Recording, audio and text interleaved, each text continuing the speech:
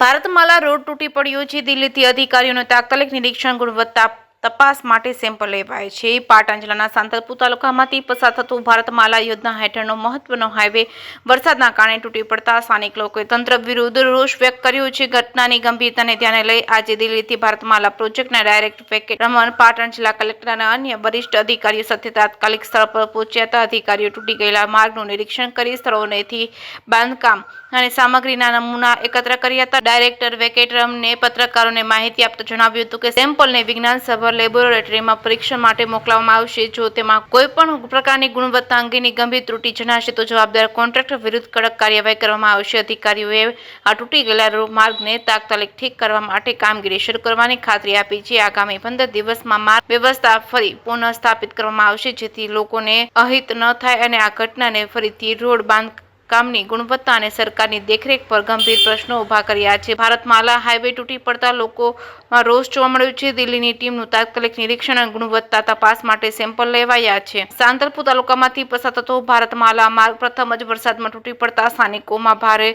રોષ ફાટી નીકળ્યો છે. જે કે સિંહ ગુજરાતી સાથે મનોજ ઠક્કર, રાધનપુર.